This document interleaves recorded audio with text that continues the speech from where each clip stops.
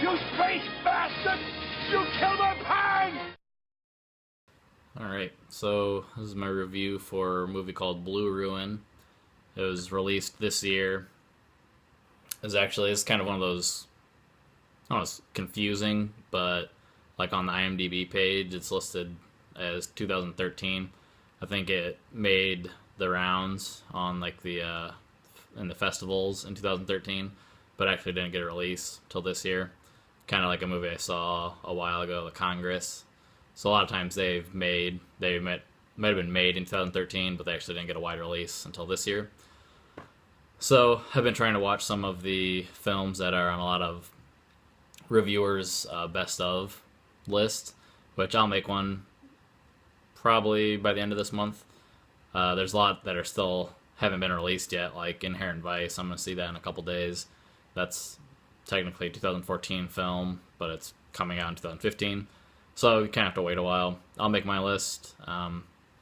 But this film, Blue Ruin, was on a lot of people's best of lists, so I wanted to see it. It's been on Netflix for quite a while, and it's been on my queue. I've been meaning to watch it, and now I've just finally pulling the trigger on watching some of them.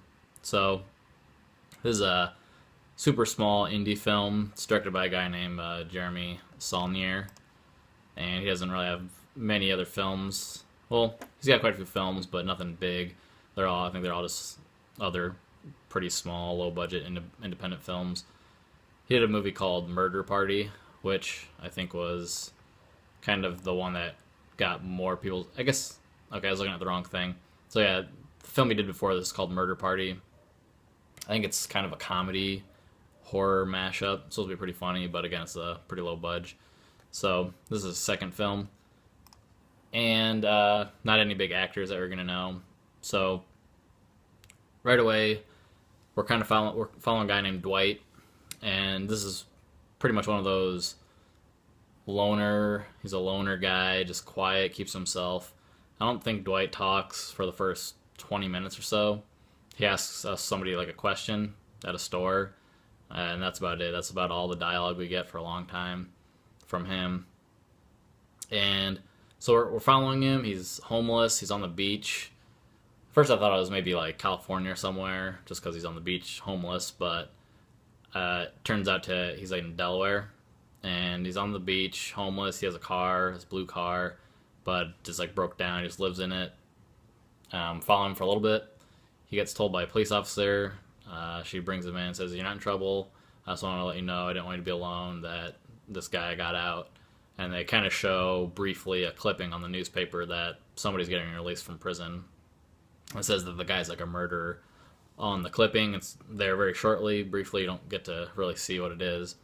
But after that happens, Dwight goes back to his car, and he pulls out a battery, starts filling up the tires with air, and is throwing a bunch of stuff away. So he's getting ready to go somewhere, and obviously has a pretty big connection to whoever was in that paper, the guy that's getting released.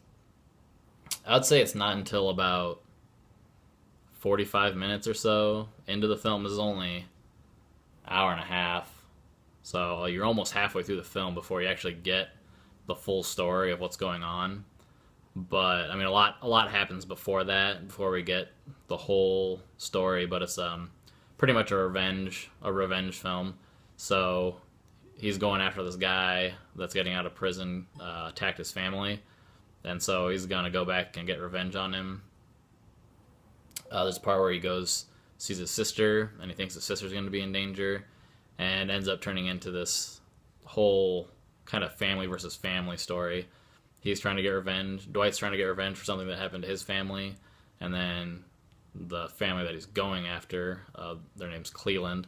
There's a lot of them, and so they are obviously start to get pissed at Dwight for what he's doing, and it turns into this little family Hatfields and McCoy type story of these families going at it. So it's really good.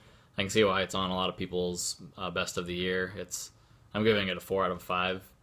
So yeah, really good. It's a really, really tight story. It's intriguing and engaging the whole time. I mean, I was never getting bored. It's paced extremely well.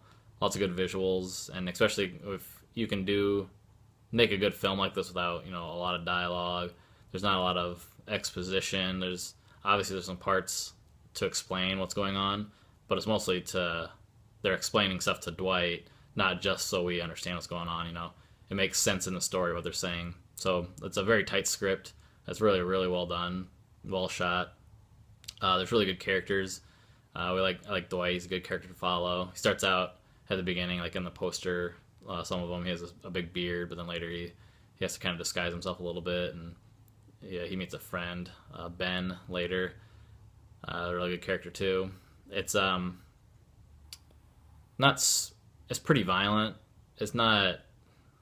I wouldn't say it's super gory, or it's not gratuitously like gory or violent, but there's some. It's realistic. So take that how you will. There's some realistic violence, and it's not. I don't know. There's one scene I'm thinking in particular that's pretty brutal, but so that's kind of intense. It's rated R, so I mean, it's not like a Saw film or Hostel or something like that where it's just nonstop violence being had on these people, but the couple scenes that are shown are pretty realistic, but yeah, there's also one scene that's kind of reminded me of what was it? No Country for Old Men, but it kind of goes in a different direction. Take that how you will. If you know some graphic scenes of No Country for Old Men, you might know what I'm talking about. But yeah, I would definitely recommend it. It's on Netflix. Like I just mentioned in one of my other reviews. I don't think it was part of the films that were taken off in January, but it's on there. Definitely watch it. If you're one of those people that needs to be bombarded with just cuts and explosions and Michael Bay stuff all the time, like you can't sit and watch it's not super slow paced. That's the thing. It's very well paced, but there's not a ton of like music and people talking all the time. It's a quiet film, but it's really really good.